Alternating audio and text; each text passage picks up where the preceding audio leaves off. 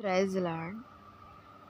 నీ దేవుడైన యెహోవా తానే దహించు అగ్నివలె నీ ముందుర దాటిపోవుచున్నాడు అని బైబిల్లో వ్రాయబడి ఉన్నది. ఆనాడు దేవుడైన యెహోవా ఇశ్రాయేలుకు ముందుగా దహించు అగ్నివలె నడుస్తూ శత్రువులను నశింపచేశాడు. ఆ పిమ్మట వారిని ఆ దేశములో ప్రవేశపెట్టాడు.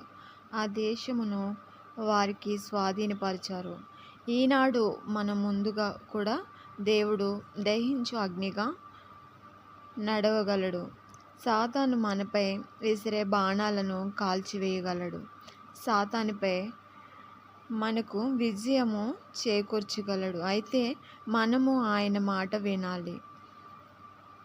యేసును పోలి నడుచుకోవాలి. ఇదిగో దావీదుకు చిగురైన యోధా గోత్రపు సింహము 7 ముద్రలను తీసి గ్రంథమును విప్పుటకు జయము పొందెను. ప్రకటనలో అలా ఉంది.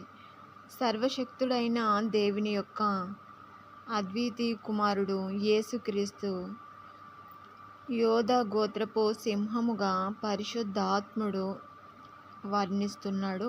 సింహము ఎక్కడ ఉంటే అక్కడ గొప్ప శక్తి, అధికారము ఉంటాయి. అంతటి బలమైన సింహము యేసు మన ముందు నడుస్తూ ఉంటే మనకు భయమేలా? అయితే ఆయనను మన ముందు ఉంచుకోవాలి. అంటే మనం ఆయన యొక్క విధేయత స్వభావాన్ని, తగ్గింపు స్వభావాన్ని, దానుని స్వభావాన్ని మనలో పెంపొందించుకోవాలి. మనకు స్వస్థతనిచ్చుటకు ఆయన దెబ్బలు తిన్నాడు. మనలను పాప విముక్తులను చేయుటకు ఆయన తన శరీరములోని రక్తము నంతటిని కార్చాడు. మన రక్షణ కొరకు తనను తాను బలిగా అర్పించిన ప్రభువైన యేసు మన యందు నడుస్తూ ఉండగా మనము దేనికి భయపడవలసిన అవసరం లేదు. యేసును మాదిరిగా పెట్టుకుని ముందుకు సాగుదాం.